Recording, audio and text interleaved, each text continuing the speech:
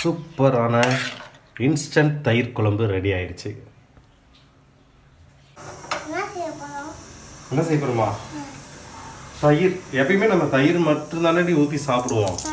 இன்னைக்கு இல்லை தயிரை தாளித்து சாப்பிடுவோம். இன்னைக்கு தயிர்லேயே குழம்பு வைக்க போகிறோம். எப்படின்னு பார்க்கலாமா? நீ போடுறியா? அன்னைக்கு போட்டு தெறிக்க விட்டில, அது மாதிரி தெறிக்க விட்டுறாத. இரு சிம்மு வச்சுக்கலாம். போடு, பார்த்துட்டி மேலே பட போகுது. சரி எடுத்து போட சீக்கிரம். ஓகே வருதா? சரி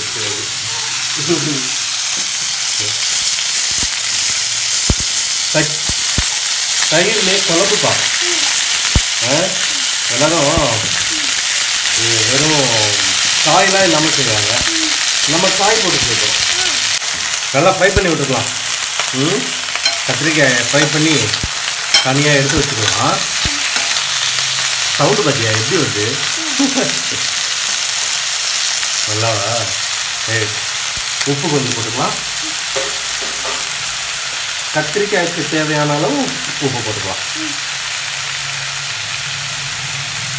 இது போதுமா உப்பு? இல்லை கொஞ்சம் போட்டுக்கலாம். ஓகே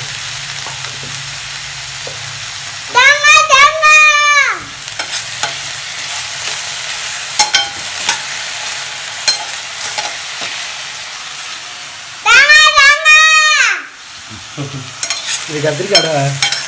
கத்திரிக்காய் சொல்லு. என்ன கத்திரிக்காய்? ஏன்பா எண்ணெயில் போடுறதுனால என்ன கத்திரிக்காய்?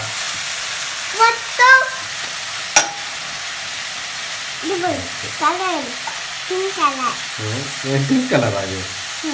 இது பிங்கா? என்னப்பா போப்பா. லைட்டாக காரம் சேர்த்துக்கலாம். ஓகே. ஏன்பா காரம் சேர்த்தாவே சாப்பிட மாட்டியா? மிளகாய் இல்லாமல் உனக்கு வெறும் தயிர் மட்டும். ஓகேவா? இதை சாப்பிட்டு பாரு. இருக்கும் காரம் இல்லைன்னா சாப்பிட்டுக்கோ. ஓகேவா?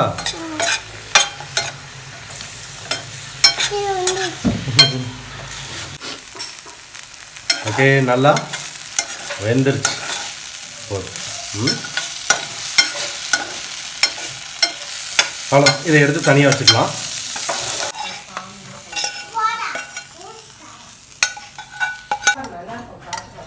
கத்திரிக்காய் ஃப்ரை பண்ண அதே பேன்லேயே ஆயில் ஊற்றிக்கலாம். ஒரு 2 ஸ்பூன் ஆயில். ஆயில் ஹீட் ஆயிடுச்சு. கடுகு உளுந்தம் பருப்பு. கடுகு கொஞ்சம் நிறையாவே போட்டு வச்சுக்கலாம், நல்லாயிருக்கும்.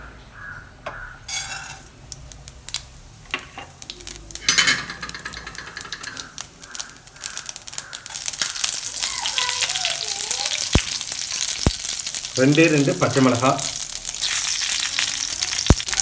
காஞ்ச மிளகாய் 1, கலருக்காகவும் டேஸ்டாகவும். இஞ்சி கொஞ்சமாக, இஞ்சி பூண்டு.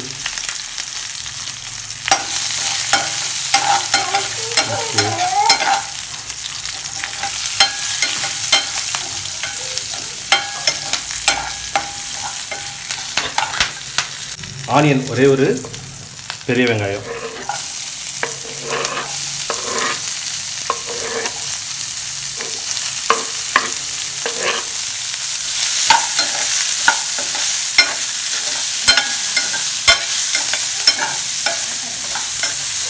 தயிருக்கு தகுந்த மாதிரி சால்ட் ஆட் பண்ணிக்கலாம்.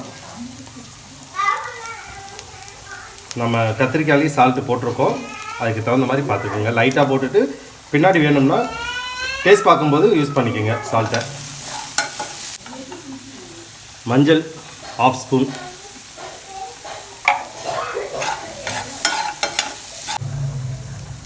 ஒரே ஒரு தக்காளி ஆட் பண்ணிக்கலாம்.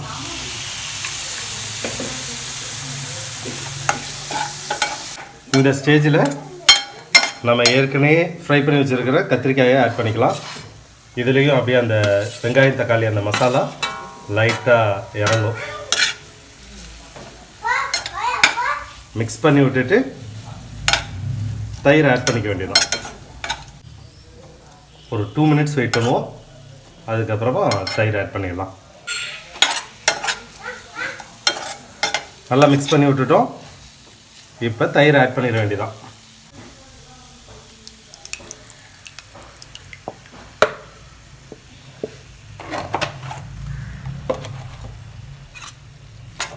உடனே நல்லா மிக்ஸ் பண்ணி விட்ருங்க. இது எல்லாமே நம்ம சிம்மில் வச்சு தான் பண்ணிகிட்டு இருக்கோம். ஹீட் அதிகமாக வச்சு பண்ணிடாதீங்க. சூப்பரான இன்ஸ்டன்ட் தயிர் குழம்பு ரெடி ஆயிடுச்சு. எல்லோரும் இதே மாதிரி செஞ்சு சாப்பிட்டு பார்த்துட்டு உங்களோட கமெண்ட்ஸை சொல்லுங்கள். சுமதி சமையலுக்கு லைக் பண்ணுங்கள், சப்ஸ்கிரைப் பண்ணுங்கள், நோட்டிஃபிகேஷன் பெல்லை அமுத்திடுங்க. ஓகே, பாய். அடுத்த வீடியோவில் பார்க்கலாம்.